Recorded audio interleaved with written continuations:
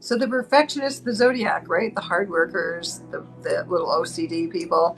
Um, Jupiter and Aries are in their eighth house. The eighth house can be the house of inheritance and death, and huge emotional change, big soul changes coming in their life.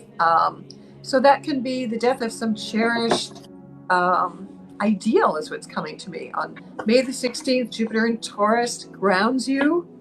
You're an earth sign, so when other planets are in the similar element, it's very powerful for you. It's in your ninth house again of travel and education, optimism. So, Virgos may want to go back to school or get a higher education to improve their work. It's also changing your humor. So you should be feeling more grounded in your body and more humorous and more positive. Virgos tend to worry a lot. Saturn in Pisces in the seventh house of relationships. So this is where you'll want to find your soulmate. Okay, this is where you turn the reality of what you've been dreaming out into the world. You take that out into the world and you test it against the reality. And so for Virgos, it might be a little confusing because you're so realistic, but to be balanced, you're going to have to let that spiritual, that creative, that imaginative side, and also realizing how spirit affects reality, right? So your thoughts, your emotions, especially, can affect your health and how you do everything. It's not by nitpicking and organizing and criticizing it so much. So very creative. Again, Pisces, Saturn and Pisces, time of expanding your imagination, your dream world. That can become very real and tangible. Again, new relationships and partnerships coming in after March the 7th. A lot of ninth house, again, learning, publishing, teaching, traveling, changing your old patterns. Neptune and Pisces, again, yearning for that soulmate. Like suddenly you feel less practical and more about, well, if I can imagine it, it's going to happen. Even though my brain doesn't want to believe it, but I'm going to operate on a new possibility here. And then Venus is retrograde Leo in their in their 12th house. And that can be the house of self-sabotage. And Virgos, because they're so perfectionistic and they get so nitpicky, I think they have to realize that they're their own worst critic and deal Yep. with that. And really turn off that inner critic. It has a place, but you can't let it run your life. You know what I got to back that What you up got? is 100%. They are abusing themselves. They are Uh, taking the place of their abusers. yeah, that's an important point. They are actually mimicking their abusers, and they need to stop being so harsh with themselves. And they need to take more opportunities. They need to be more confident. They need to take more leap of faith. I got the Chariot card for them in reverse. So this Right. tells me this year is going to be one of their hardest years. So they're not gonna jump on the Chariot and get away. They're gonna jump on the Chariot and have an accident. And I Right. don't mean it so literally, but in a way where it's sort of like their Chariot has that particular extension in their life has changed. So the cart has turned over. Okay. Mm-hmm. So if something's been going along this way for a long time, Right. Virgo, you're going to change it. It's going to flip over. And it's something completely unexpected, but something you might have thought of for a long time and never thought you were going to do it. This is the year for those types of changes. Unfortunately, there may be a handful of you who decide to stay in your hell. And that's a Virgo thing. But if you've got the kahunas, I say get up, fight it. This is the year of a revolution. You might as well take the internal revolution and make the changes in your home. Because as far Well, as I'm concerned, if you're not happy there, you will not be happy in life. right. Well, I think, also that Neptune and Pisces, they're going to have to deal with the projection of everything that I'm criticizing outside of myself, is just really seeing how you do it to yourself. And also that sense of, what do they call that? Stockholm Stockholm. syndrome, dealing with your Yeah. OCD, dealing with, you Yeah. cannot control anything. So really that's a liberating thing. It's like, okay, I have to have faith. That's Pisces. Faith, trust, Yeah. it's not just about me, because it can be a self-sabotage, of course, all that self-criticism, it just limits you from your own success. There's and your own expression, your own sense of feeling safe in the world. Yeah. Jupiter's also worried about their health.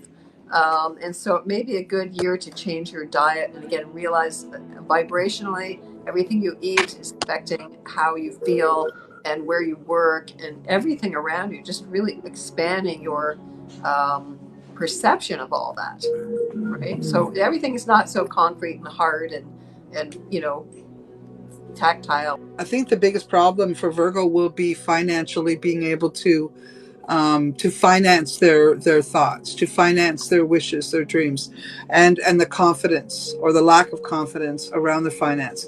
And I'm kind of surprised because, I always thought Virgo to be a really super smart, business savvy type of person. But I think what we're seeing is when we're talking about those people that have forced themselves to live out lives in unhappy situations, it's in their mind that they don't have enough money to manage. It's just a fear or lack of scarcity Mm-hmm. that the Virgo will have to look at and face. Because I think they have skills, I think they have strengths, I think they have, what if you were literally thrown out of the house that you're in, Virgo, I Mm-hmm. think you would be the one who lives. You'd be the one to manage it. Oh yeah, they're So I very think, practical. They get the job yeah. done, you know. Yeah. Hmm. So I guess the biggest thing is confidence, and this is why I'm saying I think this year they'll face that inner demon that has been abusing them all along. Sort of the good guy, bad guy. What do you call that? The angel and the devil sort of thing on Right. your shoulders. Yeah. They've been listening to the devil just way too long. Virgo's all about the details, right? There you go. Right? That's exactly what's happening to them, and I see this as a very good year for them to shift it. Well, if you do decide to stay in it, then I'm going to say you need some counseling. Well, the other thing about money, I just want to mention that because if we're dealing with like Virgo being the first house, the solar eclipse October the 14th is in Libra, 21 degrees Libra, actually in their second house of money and rebalancing things. It's Libra is the sign of karma. So that might be a big time when they come to a realization. A solar eclipse is a realization that I'm totally out of balance here.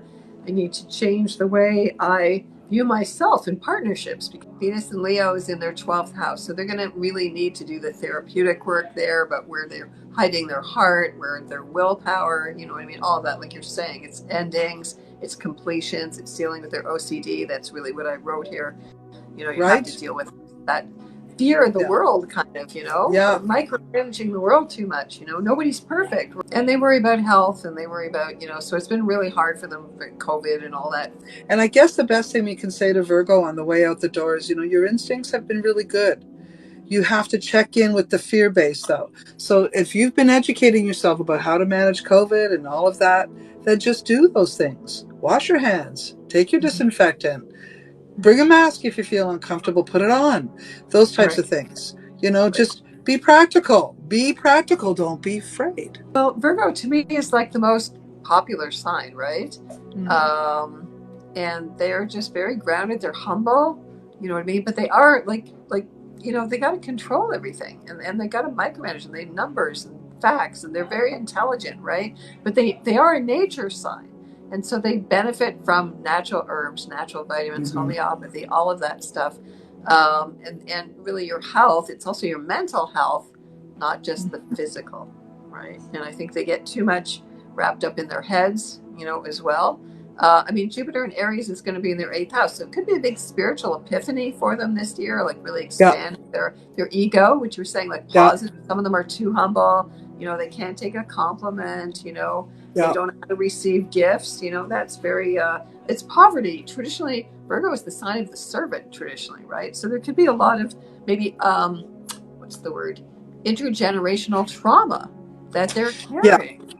That has stopped them from putting themselves out there. And that's what I'm Yeah. saying. I think this year, those people who have been isolated, who have maybe been self focused, selfish, however you want to look at that, you're going to step out and you're going to look at stepping out because you're going to realize you're not happy. Step into your fear and you'll manage this. That's all I can say. This can be an extremely good year for the Virgo if Yeah. they let it happen. Well, I think Saturn in Pisces is going to draw them out. You know what I mean? It's going to help Yeah. them to realize there's a whole other spirit, like a force. It's about trust and faith, Mhm. and you can trust that the universe has your back. Like worrying doesn't make it any better. That's an No. old fashioned belief system, right?